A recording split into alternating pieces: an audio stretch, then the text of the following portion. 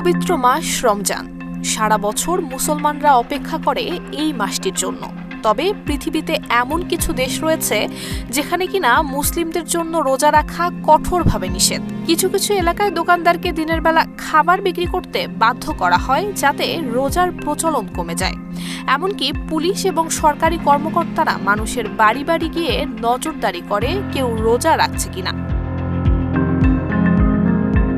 বিশ্বের বিভিন্ন দেশে ধর্মীয় স্বাধীনতা রয়েছে, তবে কিছু দেশে ইসলাম ধর্মের চর্চা এবং বিশেষ করে রোজা রাখা কঠোরভাবে নিয়ন্ত্রিত। মুসলমানদের জন্য রোজা রাখা একটি ধর্মীয় অনুশীলন হলেও কিছু দেশ সরকারিভাবেই এই অনুশীলনের উপর বিধিনিষেধ আরোপ করেছে।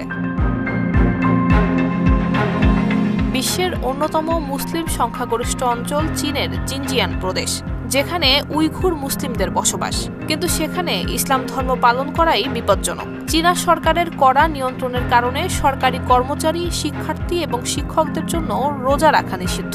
চীনা সরকারের দাবি এই উগ্রপন্থা দমনের অংশ, কিন্তু বাস্তবে এটি ধর্মীয় স্বাধীনতায় সরাসরি হস্তক্ষেপ।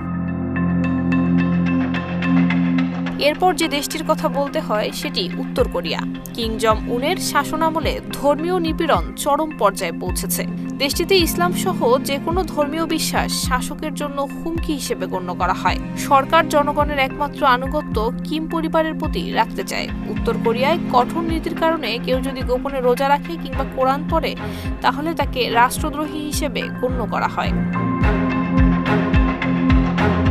তাজিকিস্তান মুসলিম সংখ্যাগরিষ্ঠ দেশ হলেও সরকার ধর্মনিরপেক্ষ রাজনীতিতে রাষ্ট্র পরিচালনা করে।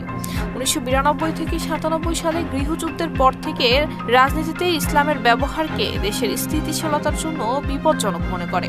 প্রেসিডেন্ট ইমাম রহমানের মতে হিজাব এবং নিকাব দেশটির ঐতিহ্যের সঙ্গে মেলে না এবং এটি চরম পন্থার উত্থান ঘটাতে পারে।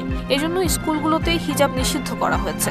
18 বছরের কম বয়সী তরুণদের মসজিদে যাওয়া এবং রোজা রাখার উপর কঠোর বিধিনিষেধ আরোপ করেছে সরকার। নুসরাত জাহান মেহেক, ঢাকা পোস্ট।